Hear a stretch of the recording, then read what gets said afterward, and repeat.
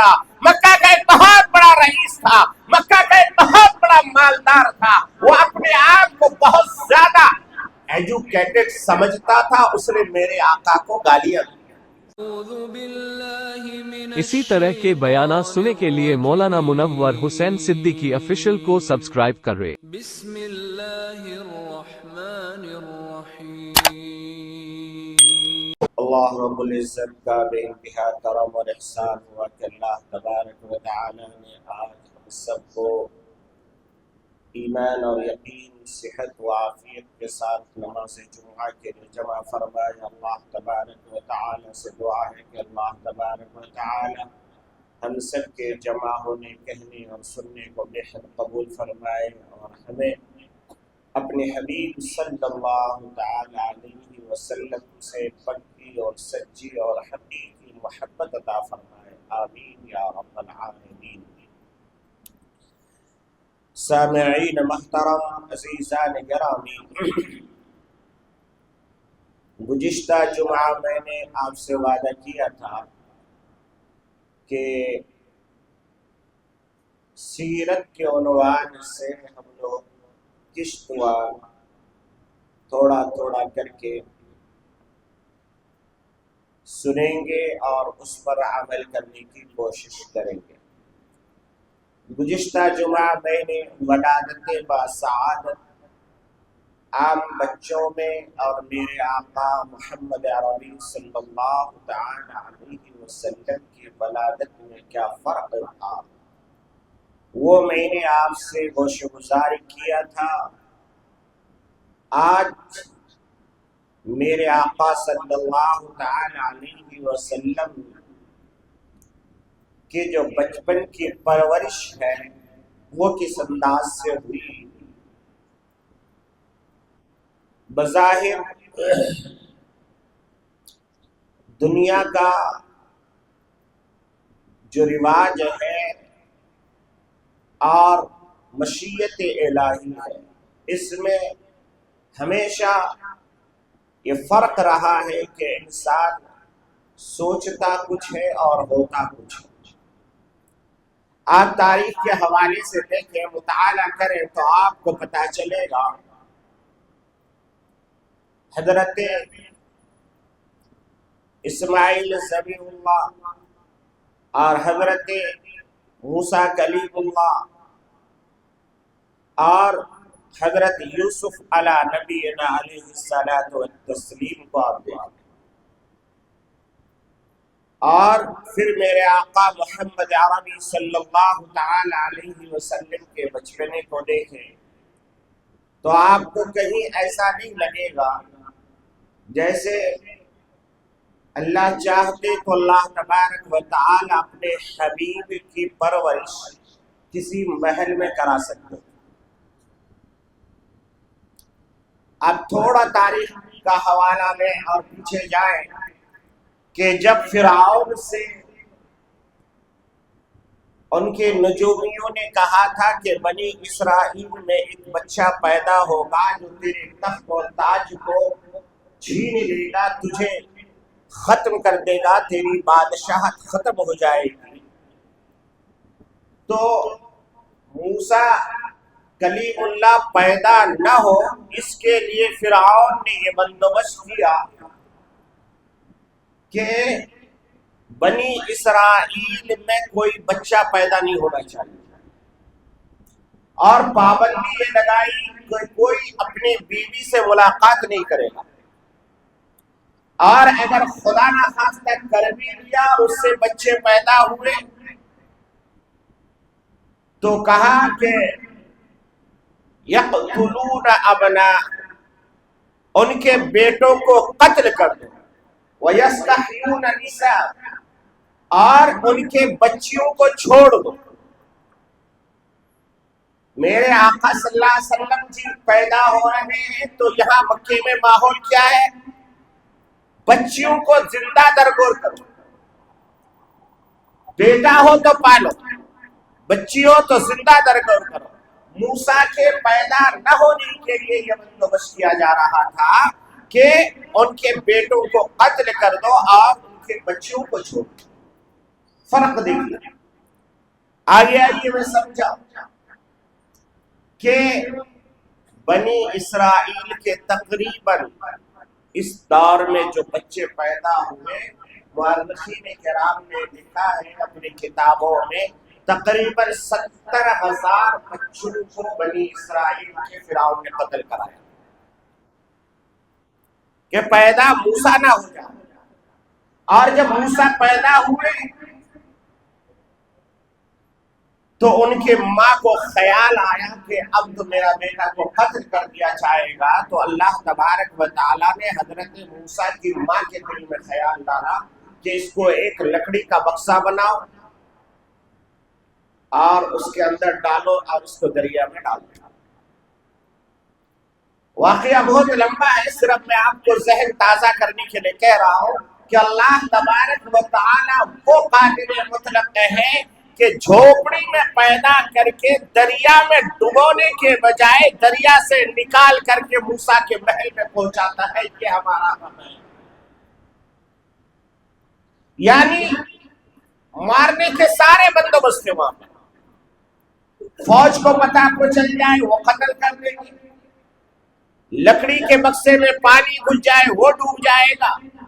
اور فرعون نے پہلے اعلان کر رکھا تھا کہ بنی اسرائیل کا کوئی بھی بچہ پیدا ہو تو اسے قتل کر دیا جائے. یعنی مارنے کے سارے اسباب تھے اسی موسیٰ کے لیے. اور اللہ نے کہا اے فرعون میں بھی تیرا رب ہوں، میں جو کر سکتا ہوں وہ تم نہیں کر سکتا. اس میں ہندوستان کے مسلمانوں کے لیے خصوصاً بہت بڑا سبق ہے. خصوصاً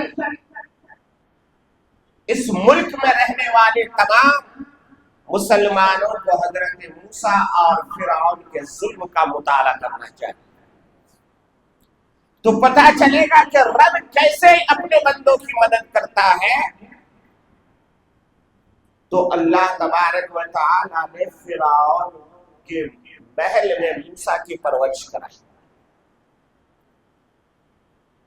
آئیے تھوڑا اور ذہن کو تازہ کریں. یہ تو فرعون کے لشکر تھے مارنے والے، مگر ذرا حضرت یوسف علیہ السلام کا تذکرہ کیجیے. حضرت یوسف علیہ السلام کا مارنے والا فرعون کا لشکر نہیں، سگے بھائی تھے. اپنا بھائی دیکھا کہ باپ کی محبت چھوٹے بھائی پر زیادہ ہو رہی ہے تو سارے بھائیوں نے مل کر کے کیا کہا کہ دیکھو جب تک یہ یوسف رہے گا تب تک ہماری محبت، باپ کی محبت ہمیں نہیں ملے گی. باپ کی رضا حاصل کرنے کے لیے، باپ کو اپنے طرف ایکٹیو کرنے کے لیے، باپ کو اپنے طرف کھینچنے کے لیے تمام بھائیوں نے مل کر کے حضرت یوسف علیہ السلام کا جو ہے اپنے باپ کو سمجھا بجھا کر کے جنگل کی طرف لے کے گئے. بکری چرانے کے بہانے، گھمانے کے بہانے، پکنک بنانے کے بہانے، جو بھی الفاظ آپ نے، لمبا واقعہ اس میں بھی میں نہیں جانا چاہتا، صرف تھوڑا تھوڑا آپ کو ذہن تازہ کر رہا ہوں کہ جب اللہ چاہتا ہے تو دیکھو راستہ کہاں سے نکلتا ہے. بظاہر ہم سوچتے ہیں کہ یہ راستہ بند ہو رہی ہے، مگر اللہ وَمَكَرُوا وَمَكَرَ اللَّهُ وَاللَّهُ خَيْرُ الْمَاكِرِينَ. اللہ تبارک و تعالی فرماتے دنیا والوں کا ایک تدبیر ہے. دنیا والے اپنے حساب سے پروگرام بناتے ہیں اور میں اپنا پروگرام بناتا ہوں، اور میری تدبیر اور میرا پروگرام سب پر غالب آتا ہے. مثال دے کے انہوں نے کہا کہ موسیٰ کو دیکھ لو دریا میں ڈوب کے مرنا چاہیے، مگر میں نے نکال کر کے فرعون کے محل میں پہنچایا. اور صرف فرعون کے محل میں نہیں پہنچایا بلکہ فرعون کے گھر میں موسیٰ کی ماں کو بھی بلایا.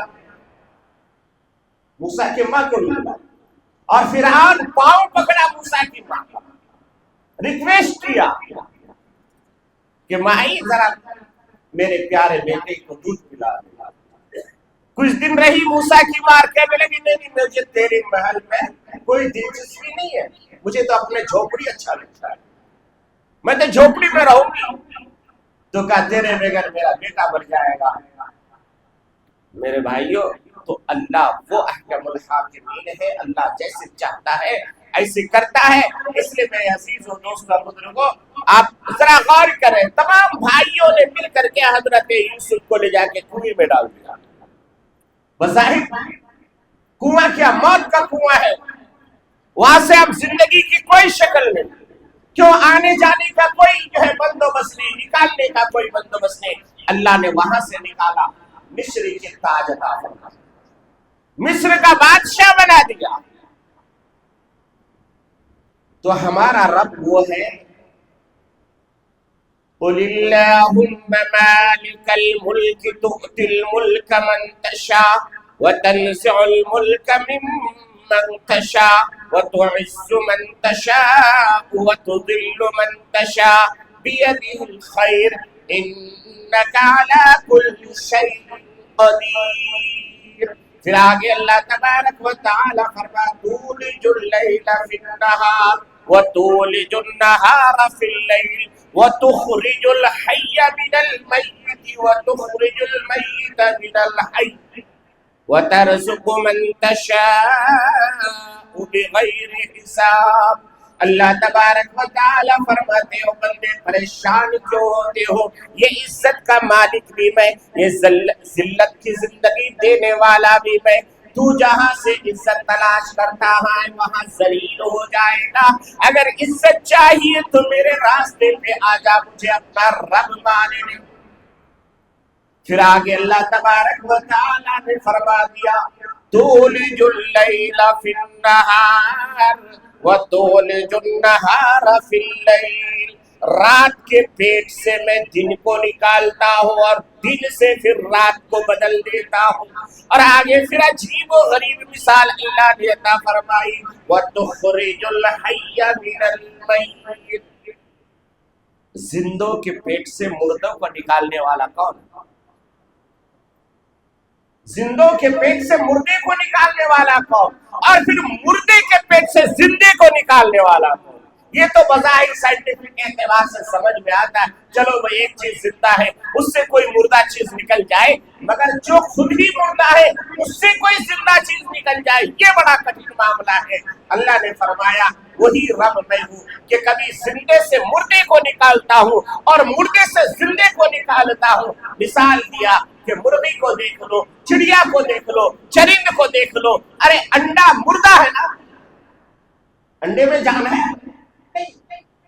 مگر چڑیا زندہ ہے، اس سے ایک مردہ نکل گیا انڈا ہے، اور پھر انڈا مردے سے پھر اللہ نے اس کے چوزے نکال کر کے سامنے کبوتر کی دکان ہے، جاؤ جا کے پوچھو کہ بھائی تم نے زندوں سے زندے کو نکالا یا زندوں مردے سے زندے کو نکالا؟ وہ کہے گا مولانا کہاں ہے آپ کو پتا نہیں کبوتر کا انڈا مردہ ہوتا ہے، اس سے کبوتر کا بچہ زندہ نکل گیا۔ واہ، یہ میرا رب ہے۔ تو میرے عزیز و دوستان بزرگوں، میرے آقا صلی اللہ تعالی علیہ وسلم کی ولادت باسعادت کے بعد میرے آقا جب دنیا میں تشریف لائے تو اللہ چاہتے تو یوسف کی طرح اپنے حبیب کی پرورش کسی محل میں کرا سکتے تھے، اللہ چاہتے تو موسیٰ کی طرح کسی محل میں اس کی پرورش ہو سکتی تھی، مگر اللہ تبارک و تعالیٰ نے کہا وہ یوسف تھے، وہ موسیٰ تھے جن کو محل کی ضرورت ہے، میرے حبیب کو میں جھوپڑی میں پرورش کراؤں گا اور ساری دنیا کا نجات دہندہ بناؤں گا۔ قحط سالی کا زمانہ ہے، غربت کا عالم یہ ہے کہ جب آقا پیدا ہو رہے گھر میں تیل نہیں چراغ جلانے کے لیے، اور میرے آقا صلی اللہ علیہ وسلم جب گھر میں ہیں تو مکے سے تقریباً 140 سے 150 کلومیٹر دور ایک قبیلہ آباد تھا جس کا نام تھا بنو سعد۔ وہاں سے 10 عورتیں نکلتی ہیں مشورہ کر کے کہ چلو روزی روٹی کا کوئی بندوبست نہیں ہو رہا ہے، مکہ جائیں گے، وہاں کچھ رئیسوں کے مالداروں کے بچے ہوئے ہوں گے تو ایک ایک بچہ لے کے آئیں گے، اس کو دودھ پلائیں گے، اس کی پرورش کریں گے، اس سے کچھ پیسہ مل جائے گا تو ہماری پرورش ہو جائے گی۔ عرب میں یہ ماحول تھا کہ ماں اپنے بچے کی حفاظت کے لیے تاکہ اس کا دل و دماغ بھی اچھا رہے، عربی بھی اچھی بولے، ہر چیز شدھ ملے۔ آج کل آپ نے دیکھا نا کسی ظالم نے تروپتی بالا جی کے مندر میں جو مٹھائیاں بن رہی تھی وہاں پر بھی جو ہے چربی ملا کر کے ان مٹھائیوں کو بیچا ہے، اور برادران وطن میرے ہندو بھائیوں کی ایک آستھا سے انہوں نے کھلواڑ کیا ہے۔ ہمارا مذہب یہ اجازت نہیں دیتا کہ آپ کسی کے آستھا کے بارے میں کچھ کہو۔ ہمارا مذہب تو یہ کہتا ہے کہ لکم دینکم ولی دین، تمہارے دین پر تم عمل کرو، ان کے دین پر وہ عمل کرے گا۔ حساب و کتاب تو قیامت کے دن ہونا ہے۔ یہاں تم کون ہوتے ہو کسی کے دین کو برا اور بھلا کہنے والا؟ یہ الگ بات ہے جاہل لوگ میرے آقا محمد عربی صلی اللہ تعالی علیہ وسلم کے زندگی کے بارے میں ٹپنی کر کے یہ بتاتے ہیں کہ میں حرامی ہوں، میں حلالی ہوں۔ کیوں؟ اس لیے کہ میرے آقا صلی اللہ علیہ وسلم نے آج سے 1400 سال پہلے ایک سرٹیفکیٹ دیا تھا۔ مکہ کا ایک بہت بڑا چودھری تھا، مکہ کا ایک بہت بڑا رئیس تھا، مکہ کا ایک بہت بڑا مالدار تھا، وہ اپنے آپ کو بہت زیادہ ایجوکیٹڈ سمجھتا تھا، اس نے میرے آقا کو گالیاں دی۔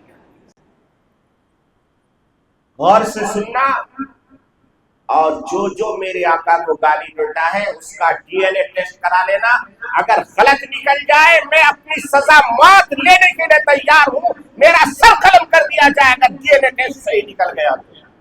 میں دعوے سے کہہ رہا ہوں، آج بھی نہیں 1400 سال بعد بھی میرے آقا صلی اللہ علیہ وسلم کا وہ جملہ ایسا ہی سچا اور حق ہے۔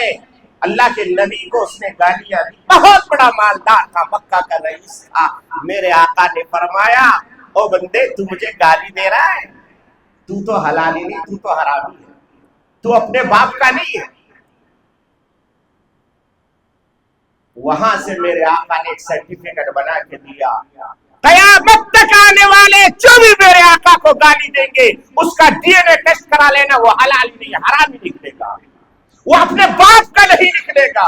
جو اپنے باپ کا نکلے گا وہ میرے آقا کو کبھی گالی نہیں دے سکتا۔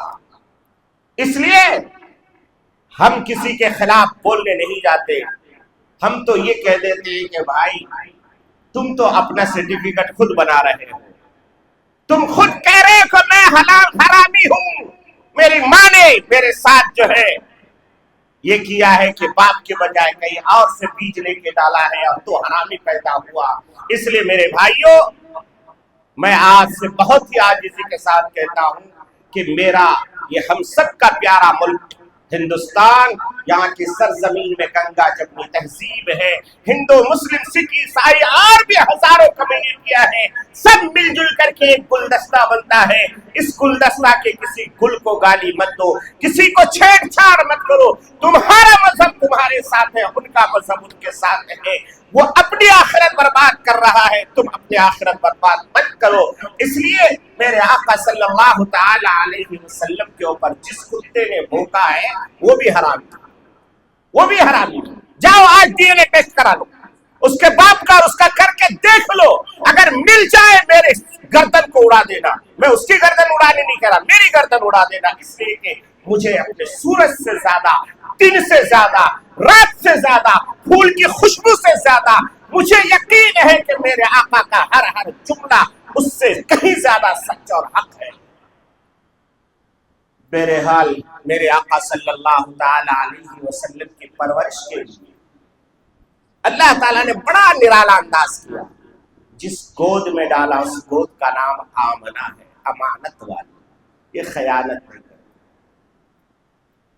امانت، ساری جہان کی امانت ان کے گود میں ہے۔ اللہ نے اپنی امانت کو، حضرت ابراہیم خلیل اللہ کی دعاؤں کی امانت کو آمنہ کی گود میں ڈالا، اور پھر جب پرورش کی باری آئی تو اللہ نے عجیب و غریب انتظام کیا۔ جب حلیمہ نکلی تھی اپنے گھر سے، ان کے گھر میں 2 سواریاں تھی، ایک گدھی تھی، ایک اونٹنی تھی۔ گدھی بھی دبلی پتلی بیمار اور اونٹنی بھی دبلی پتلی اور بیمار۔ وہاں سے جب نکلی 150 کلومیٹر کا سفر کرنا تھا تو ان کی جو سہیلیاں 9 سہیلیاں حلیمہ ملا کے 10، یہ 10 سواری وہاں سے ایک ساتھ تو نکلی، مگر راستے میں یہ 9 کے 9 آگے بڑھ جاتے اور حلیمہ پیچھے رہ جاتی۔ تقریباً اس 150 کلومیٹر کو طے کرنے کے لیے 5 مرتبہ حلیمہ کے لیے سارا قافلہ رکا، اور اخیر میں سب نے مل کے کہا حلیمہ تیری اونٹنی بہت کمزور ہے، ہمیں تاخیر ہو رہی ہے، تمہاری وجہ سے ہم 9 کے 9 پریشان ہیں، اگر تو برا نہ سمجھے تو ہمیں اجازت دے دے ہم پہلے چلے جائیں۔ سیرت نگاروں نے لکھا ہے کہ حلیمہ نے کہا جاؤ تم پہلے جاؤ، میرے لیے انتظار مت کرو۔ یہ 9 کے 9 عورتیں مکے میں پہلے داخل ہوتی ہیں، اپنے اعتبار سے مالداروں کے بچوں کو چن لیتی ہے۔ اب 9 کے 9 بچے لے کے واپس جا رہی ہے، تب حلیمہ مکے میں انٹری کر رہی ہے۔ عورتوں نے کہا حلیمہ اب کوئی بچہ مکے میں بچا نہیں ہے، جا کے بھی فائدہ نہیں ہے، ہاں ایک بچہ ہے مگر اتفاق سے ان کے والد بھی دنیا میں نہیں ہے۔ اللہ اکبر کبیرہ۔ ہر عورت کیا چاہتی ہے؟ مالدار کے بیٹے کو دو۔ ٹیوشن ماسٹر کیا چاہتا ہے؟ مالدار کے کروڑ پتی کے بیٹے کو پڑھاؤ تاکہ کچھ انعام مل جائے۔ مگر حلیمہ سعدیہ کہتی ہے کہ خالی ہاتھ جانے سے تو بہتر ہے کہ کم سے کم آئے ہیں تو کچھ لے کے جائیں۔ حلیمہ سعدیہ کہتی ہے جیسے میں نے دروازے پہ دستک دیا، ماں آمنہ نے دروازہ کھولا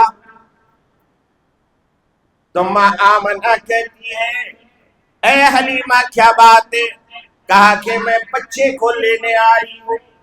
ماں آمنہ کہتی ہے اے حلیمہ، اے آنے والی میری بہن ذرا سن لو، اس بچے کا والد دنیا میں نہیں، یہ یتیم ہے۔ حلیمہ سعدیہ کہتی ہے کہ کوئی بات نہیں، مجھے ذرا دکھاؤ تو صحیح، میں اس چاند جیسے ٹکڑے کو دیکھنا چاہتی ہوں۔ ایک سفید چادر میں میرے آقا سو رہے تھے۔ حلیمہ سعدیہ نے جیسے ہی اس کپڑے کو ہٹایا تو میرے آقا نے آنکھیں کھول کے مسکرایا۔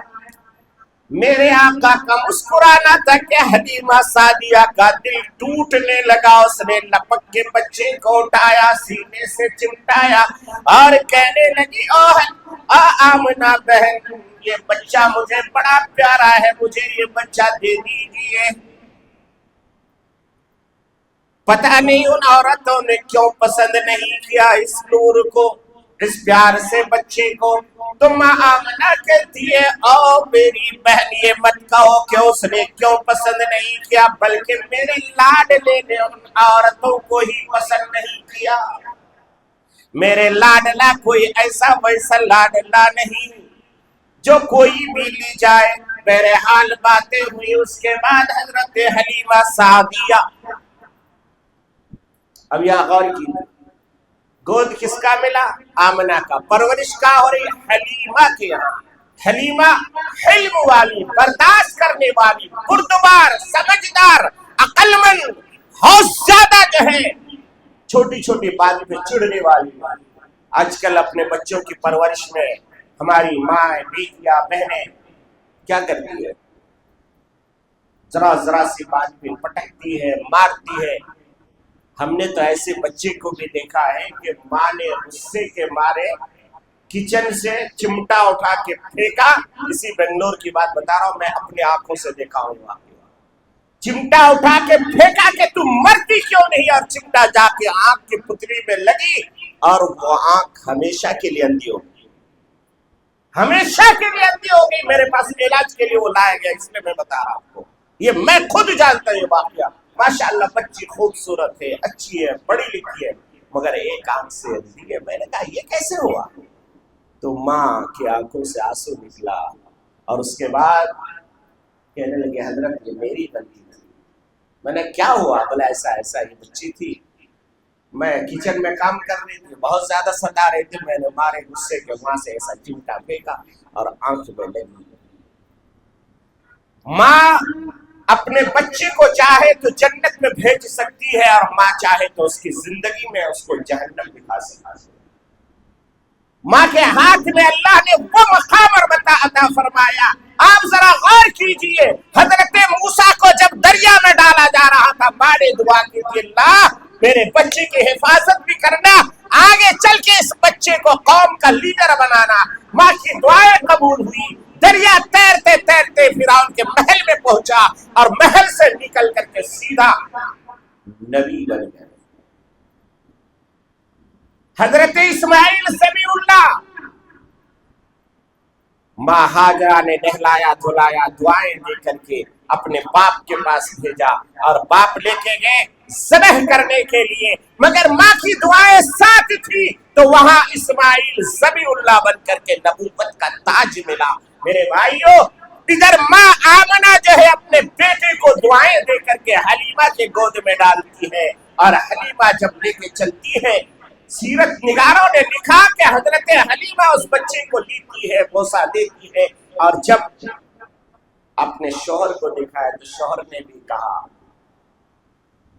کہ اے حلیمہ یہ بچہ تو بڑا پیارا دکھتا ہے، ہو سکتا ہے اس بچے کی وجہ سے ہمارے گھر میں برکتیں آ جائیں۔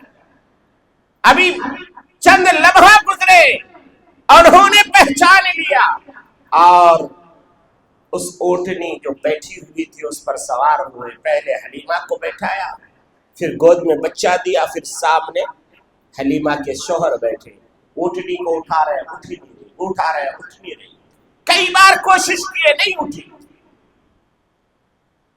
پھر ان کا شوہر اترے اور اترنے کے بعد کہا حلیمہ ذرا بچے کو لے کے تو سامنے آ جا اور میں ذرا پیچھے بیٹھ کے دیکھتا ہوں، ہو سکتا ہے اٹھ جائے۔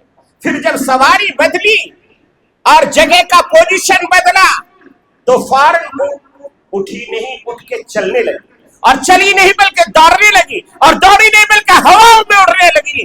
جو کئی گھنٹہ پہلے اونٹ لے کر کے چل چکے تھے وہ سارے کے سارے دور سے دیکھنے لگے، گرد و غبار اڑتا ہوا آ رہا ہے۔ ان کو سمجھ میں آیا کوئی لٹیرا آ رہا ہے، کوئی شاید ہمیں لوٹنے کے لیے آ رہا ہے۔ جب قریب حضرت حلیمہ کی اونٹنی پہنچتی ہے، سب کی آنکھیں پھٹی کی پھٹی رہ گئی۔ کہا حلیمہ کیا بات ہے، اتنی تیز سواری کہاں سے لے کے آئے کہ ہمیں پیچھے چھوڑ رہی ہو؟ حلیمہ کہتی ہے بھائی بھائی آج میں نے سواری نہیں بدلی، یہ پورا سوار بدل گیا ہے، اور سوار ہی نہیں بدلا، دنیا کی قسمت بدل گئی ہے۔ آج کے بعد دیکھنا اس دنیا میں ترقی کیسے ہوتی ہے۔ دنیا والوں یاد رکھنا، آج میں ایک چیلنج کے طور پر ایک بات کہتے جاتا ہوں، دنیا میں جتنی ترقی ہوئی ہے یہ میرے حضور کے قدموں کی برکت سے ہوئی ہے، اس سے پہلے دنیا میں کوئی ترقی نہیں تھی۔ اب دیکھ لو، تاریخ اٹھاؤ، آپ کو جتنی چیزیں ملیں گی سب حضور کے قدموں کی برکت سے ملے گی۔ پہلے لوگ دریاؤں میں سفر بھی ڈر سے نہیں کرتے تھے، اس لیے کہ دریاؤں کو دیوتا مانتے تھے۔ پہلے کے لوگ کچھ بناتے نہیں تھے ڈر سے۔ میرے آقا صلی اللہ علیہ وسلم نے آ کے دنیا والوں کو بتایا کہ یہ دنیا ہمارے لیے پیدا کی گئی ہے، ہم دنیا کے لیے نہیں پیدا ہوئے ہیں۔ بہرحال میرے آقا صلی اللہ تعالی علیہ وسلم کا وہ بچپنا کا عجیب و غریب واقعات ہے۔ میرے آقا کو لے کر کے جب حضرت حلیمہ اپنے گھر گئی تو آپ کی گھروں میں، آپ کے گھر میں، آپ کے محلے میں ایسی خوشبو آنے لگی جیسے سارے محلے میں کسی نے عطر کی خوشبو دی۔ آج جب پہلی بار میں مسجد میں گھسا، اس مسجد عائشہ میں، کیونکہ عام طور پہ میں لیٹ سے ہی آتا ہوں، گزشتہ جمعہ میں نے آپ سے وعدہ کیا تھا کہ میں پہلے آؤں گا، تو الحمدللہ اللہ نے مجھے اس پر پابند رہنے کی توفیق دی۔ میں آج پہلی مرتبہ داخل ہوا، اور میرے ساتھ اور ایک میرے ایمانی بھائی تھے، وہ دونوں مل کے جب دروازہ کھولا تو اس مسجد میں ایسی خوشبو آ رہی تھی۔ میں دل میں سوچا واہ، آج میرا موضوع بھی یہ ہے کہ حلیمہ کی بستی میں خوشبو کی برسات اللہ نے انتظام کیا۔ اے منور جا، جس مسجد میں تو حضور کا ذکر کرے گا اس کو بھی میں خوشبو سے مہکا دوں گا۔ آج یہ مسجد میں ایسے خوشبو سے مہک رہی تھی، میرے دل و دماغ نے فوراً کہا کہ یہ اللہ کا انتظام ہے اپنے حبیب کی محبت میں۔ مسجد عائشہ میں بھی خوشبو کی بارش ہو چکی ہے، آج یہ مسجد خوشبو سے معطر تھی۔ تب میں داخل ہوا، اللہ کا شکر ادا کیا، اے اللہ جس طریقے سے آپ نے اس مسجد کو خوشبو سے مہکایا ہے، ہمارے ان تمام نمازیوں کی زندگیوں کو بھی مہکا دیا۔ آمین کو کیسا لگ رہا ہے؟ کیا پتا جمعے میں ایک گھڑی ایسی آتی ہے کہ انسان جو بھی دعا کرتا ہے اللہ قبول کرتا ہے. ہو سکتا ہے وہ گھڑی ابھی ہو. اللہ ہم سب کی زندگیوں کو میرے حبیب صلی اللہ علیہ وسلم کے زندگی سے ملا دے. اللہ ہمیں مدینے کی موت نصیب فرمائے. اللہ ہمیں پکی اور سچی محبت نصیب فرمائے. آمین. میرے یارو تو میں آپ کو بتا رہا تھا حضرت حلیمہ جب محلے میں اپنے محلے میں پہنچی تو پورا محلہ خوشبو سے مہک رہا تھا. اور حلیمہ کے گھر میں جو دبلی پتلی بکریاں تھی، حضرت حلیمہ کے شوہر خود بتاتے ہیں کہ قاضی سلیمان منصور پوری رحمت اللہ علیہ انہوں نے کتاب بڑی عجیب و غریب کتاب لکھی. آپ اپنے گھر میں اس کتاب کو منگائیے، سلسلہ وار پڑھیے، ڈیلی 2 ورق کر کے پڑھیے، جس کتاب کا نام ہی ہے رحمت للعالمین. بڑی موٹی کتاب ہے. فرمایا انہوں نے لکھا دوسری جلد میں کہ حضرت حلیمہ جب گھر میں داخل ہوئی، ان کی بکریاں جو بیمار تھی، جو کمزور تھی، جو بھوکی تھی، تھنوں میں دودھ نہیں تھا. ان کا شوہر سوچ رہے تھے کہ اب سارا ٹائم تو ہمارا ادھر چلا گیا، اب کھائیں گے پیئیں گے کیا؟ مگر جیسے گھر میں داخل ہوئے میرے آقا صلی اللہ علیہ وسلم کی برکت سے ان بکریوں کے تھنوں میں دودھ اتر آیا. تھنوں میں دودھ اتر آیا، لبالب دودھ بھر گیا. حضرت حلیمہ کے شوہر کہتے ہیں اے حلیمہ یہ بچہ تو عجیب و غریب بچہ ہے. آ رہے تو راستے میں اونٹ کا یہ عالم تھا کہ سب کو پیچھے چھوڑ دیا. گھر محلے میں پہنچے تو خوشبو کی بارش ہو رہی ہے.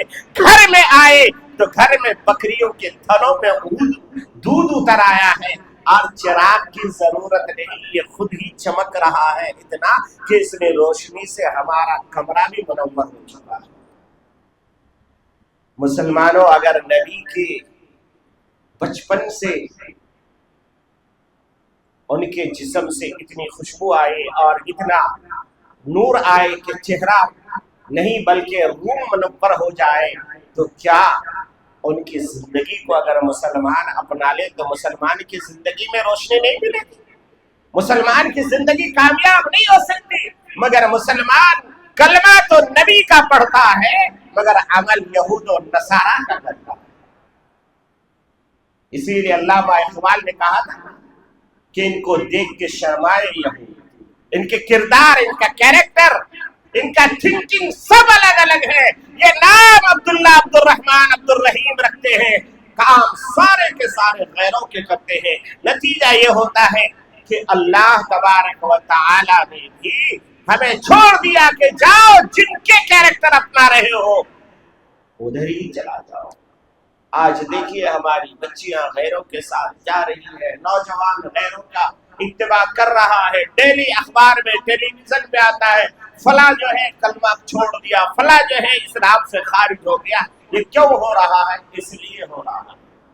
بہرحال میرے عزیزوں، دوستوں اور ساتھیوں، میرے آقا صلی اللہ تعالی علیہ وسلم 4 سال حضرت حلیمہ سعدیہ کیا، 4 سال.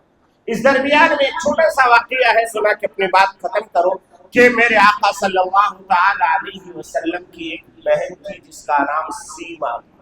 کیا نام تھا؟ سیما. عام طور پہ گاؤں دیہات کے لوگ جانتے ہیں کہ بکریوں کو جب جنگل لے جایا جاتا ہے تو بکریاں بہت ستاتی ہیں. بکریوں کا مراد ہے چھیلا چھیلی. یہ بکریاں تو الگ ہے کہ منڈی ڈال کے رہتی ہے. ہم لوگ جو بنگلور میں بکری کے بولتے ہیں یہ بھاگتی نہیں، یہ منڈی ڈال کے رہتی ہے. مگر نارتھ والے بکری اس کو بولتے ہیں جس کو ہم یہاں چھیلا اور چھیلی بولتے ہیں. 100 بکری آدمی پال سکتا ہے، 2 چھیلا چھیلی نہیں پال سکتا. چھیلا چھیلی ناک پہ دم کر دیتے ہیں.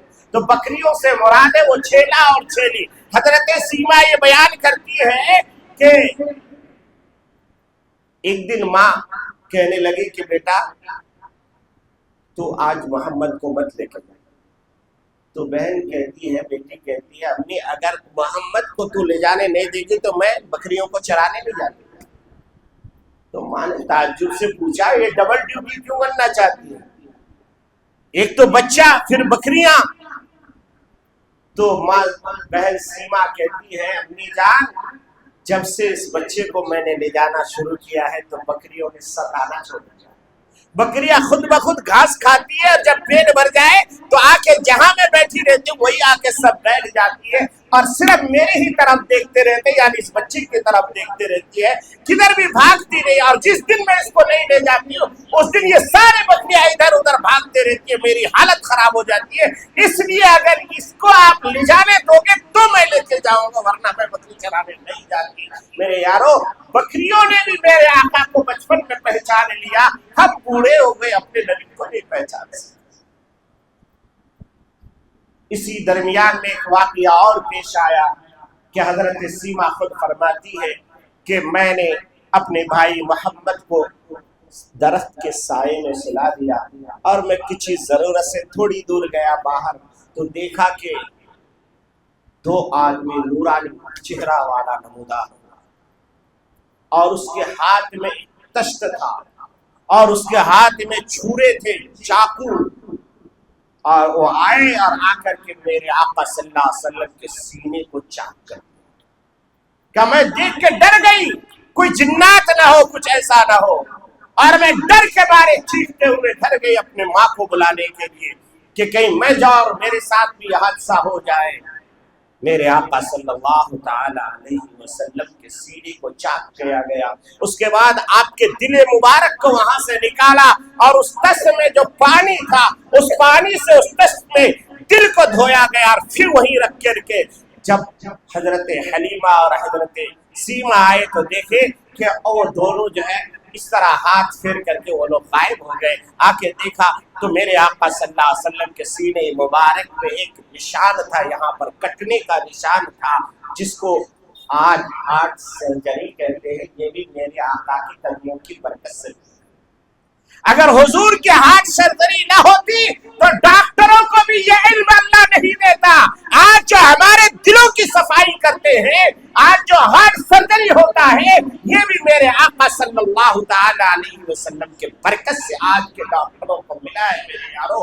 اس لیے میں کہا کرتا ہوں کہ انسانوں جس لائن پہ بھی ہو، جہاں پہ بھی ہو، جس حال میں بھی ہو، تمہیں نبی کی سنت چیخ چیخ کے کہتی ہے۔ اس نبی کے سنت کو ڈھونڈنا چاہو تو ڈھونڈ کے نکال کر کے اس پر عمل کر سکتے ہو، ورنہ بے راہ روی کی زندگی گزارنے سے کچھ بھی حاصل ہونے والا نہیں ہے۔ میرے آقا صلی اللہ تعالی علیہ وسلم کے پرورش کا عجیب و غریب انداز، اللہ تبارک و تعالی نے حضرت موسیٰ کو محل میں پرورش کرایا، حضرت یوسف کو محل میں پرورش کرایا، میرے آقا کو جھوپڑی میں بھیج کر کے سارے رحمت کے خزانے نکال دیے۔ کہا کہ دیکھو، محل سے نعمتوں کا نکلنا بہت آسان ہے، مگر جھوپڑی سے ساری دنیا کو نعمتیں ملنا بہت مشکل ہے۔ میری رحمت یہ ہے کہ میں رب العالمین ہوں، میرا نبی رحمت للعالمین ہے، یہی سے رحمتوں کا خزانہ لٹتا جائے گا۔ اور نتیجہ یہ ہوا کہ میرے آقا صلی اللہ تعالی علیہ وسلم کی پرورش جیسے جیسے بڑھتی گئی، اللہ تبارک و تعالیٰ نے ہر مراحل سے گزارتے گئے۔ بچپنا ہے تو ان کا نرالا عجیب ہے، جوانی ہے تو ان کا جو ہے انداز عجیب ہے، اور اس کے اوپر کی جوانی ہے تو اس کا انداز الگ ہے، پھر آپ شادی کرتے ہیں اس کا جو ہے انداز الگ ہے۔ میرے یارو، دعا کیجئے کہ اللہ تبارک و تعالی ہر حال میں ہمیں نبی کی سنت پر عمل کرنے کی توفیق عطا فرمائے، نبی پاک صلی اللہ علیہ وسلم کے اوپر زیادہ سے زیادہ درود پڑھنے کی توفیق عطا فرمائے۔ کیوں؟